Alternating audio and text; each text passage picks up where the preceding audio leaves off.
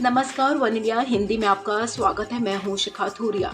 Madras high court की एक टिप्पणी चर्चा का विषय बनी हुई है।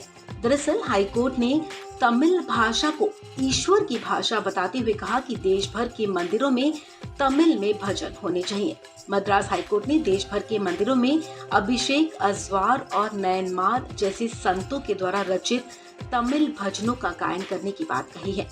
जस्टिस एन किरुबाकरन और जस्टिस बी पुगालेंदी की बेंच ने हाल ही में एक आदेश में कहा कि हमारे देश में अभी तक संस्कृत को ही ईश्वर की भाषा बताया जाता है, लेकिन सच तो ये है कि लोगों के द्वारा बोली जाने वाली हर भाषा ईश्वर की भाषा है।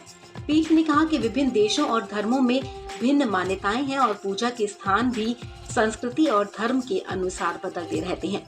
पीठ ने कहा कि ईश्वर से जुड़े कार्यों के लिए उन स्थानों पर स्थानीय भाषा का उपयोग किया जाता है, लेकिन हमारे देश में ये मान्यता बना दी गई कि केवल संस्कृत ही ईश्वर की भाषा है और कोई अन्य भाषा इसके समकक्ष नहीं। बेंच ने आगे कहा कि निस्संदेह संस्कृत एक प्राचीन भाषा है जिसमें विशाल प्राचीन साहित्य है। विश्वास इस तरह फैलाया जाता है कि अगर संस्कृत वेदों का पाठ किया जाता है तो भगवान भक्तों की प्रार्थना सुनेंगे। आपको बता दें कि अदालत उस याचिका पर सुनवाई कर रही थी जिसमें राज्य के करूर जिले में एक मंदिर में तिरुमराई कल तमिल सेवा मंत्रम और संत अमरावती अंतरांगरई करूर के पाठ के साथ अभिषेक करने का निर्देश सरकारी अधिकारियों को देने की मांग की गई है।